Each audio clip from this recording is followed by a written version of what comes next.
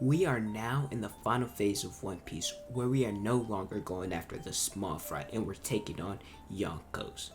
With recent chapters dealing with Kaido and Big Mom, I believe some people put Yonkos and actually every One Piece top tier character on some pedestal, and if they aren't always dominating, then they're a meme or were overhyped. Well, that isn't the case, and I believe that some of us had our expectation of these characters a little bit too high. I'll be giving my take on top tier characters, explaining their role within the story, and how I feel about their level of power should be. If you guys enjoy regular One Piece content, make sure you guys subscribe to the channel, like the video, and hit the bell so you guys never miss out on the next One Piece video. My name is Potential Unleashed, and here's my take on the expectations of top tier characters. We really didn't get introduced into how strong top tier characters were until post time skip. Sure, they showed some characters, but pre-time skip was about gathering of a crew and getting stronger, whereas post-time skip, they are going into action, achieving their goals, and pursuing being top tier characters, because in order to become Pirate King, World's Strongest Swordsman, etc., you have to be top tier. For the pre-time skip, we got introduced to top tier characters, but the protagonists of the story were nowhere near the levels, hence why I believe we put them entirely too high of a pedestal.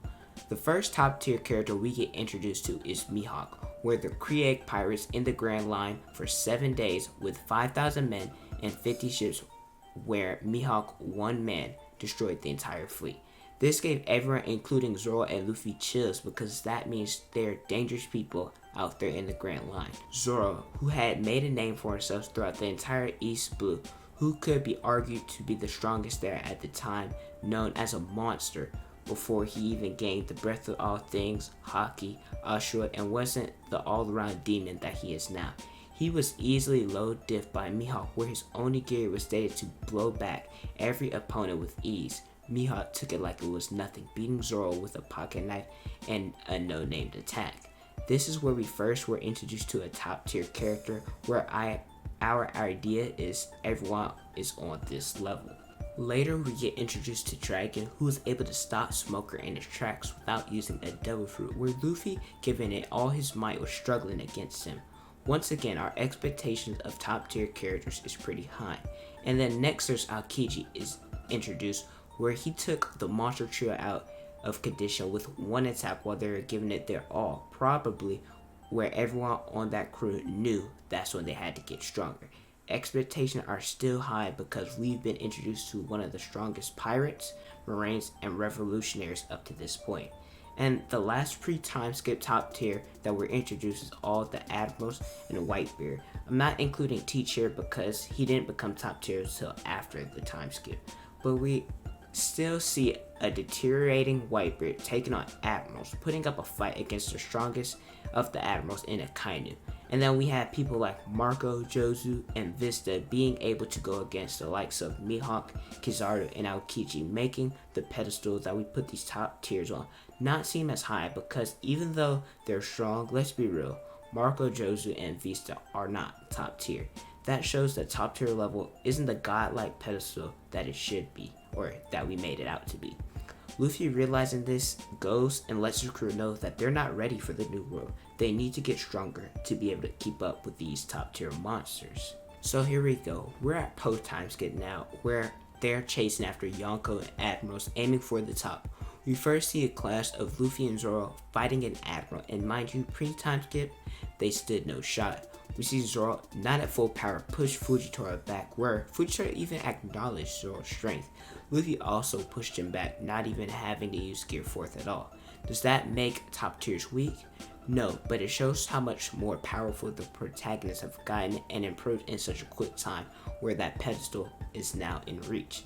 Let's go to Whole Cake Island, where Luffy clashed with Big Mom for a second, where she did overpower him, but we see her at her best and worst when Mother Karma's picture is broken, showing that she has full mobility. Chopper clashed with her. Jinbei even got the upper hand at one point using a Fishman Karate secret technique. Once again, that pedestal is within reach. Top tiers aren't as scary as we first expected them to be. Lastly, we are at Wano. We see Kaido completely destroy a low first commander Luffy, where yes, we expected Kaido to do so since he is a high tier Yonko, if not the strongest One Piece character. but that could be argued, but that's not in this video. We see Big Mom get knocked out by a queen in Udon, and Siri get knocked over by a motorcycle, and one of her main weapons, Zeus, get cut by Brook. We see Jinbei and Robin do an insane combination attack on her where the Straw Hats have the upper hand against a Yonko. Does that make her weak, or does that just make the Straw Hats evolving? We see Kaido get cut by the Scabbards, and even though they aren't weak, let's be real, the Scabbards aren't on the level of people like Luffy, Law, Doflamingo, Kaido, Kid, and really any like third commander. Maybe there's a couple, maybe Kirishio and Ashura Dojo, but they're not on the level of like third commander or above characters, right? But we see that they did damage to Kaido and are attacking him just fine, and are able to dodge some of the attacks as of chapter 992. Now Kaido's getting overwhelmed at this time, but let's be real, he's gonna find a way to overcome this and take down all 9 Scabbards. Needless to say, I feel we had our expectations too high for top tier level characters because of what we saw when the Straw Hats were still at a level 1 compared to now when they're at like a level 50. Our protagonists have evolved so much to the point where we question whether top tiers are really what they were made out to be. You know, it's because of the level the Straw Hats have gotten is why we ask the question, why are top tiers struggling this much? I'm not trying to say that the Straw Hats can go toe to toe against a top tier character as of now, but they're starting to get close. They were shown at first to be monsters, and I still believe top tier characters are. But now, because of all the training and evolving the Straw Hats, and not just them, but even other characters have done, I don't know why we still think that top tiers are weaker or dropped off. No, it's because our protagonists and characters have gotten stronger. I believe that top tiers are at their proper place and shouldn't be treated as godlike figures who can't get knocked down. Someone at the top is always challenged by someone at the bottom, destined to be defeated eventually. But alrighty guys, that's gonna do it for this video. Let me know what you guys think. How do you guys feel about top tier characters? Do you guys feel like they're properly ranked? Do you guys want to be stronger, weaker, they're too broken? Let me know what you guys think. Make sure you guys drop a like on the video if you guys enjoyed. Subscribe to the channel if you guys are new and you enjoy my content. Turn on that post notification bell so you guys never miss out on One Piece content. Follow me on Instagram, Twitter, Snapchat, there on the screen in the description. You guys don't do it. I don't know why. You guys need to interact with me more. Thank you guys so much for watching, and don't forget to unleash your potential.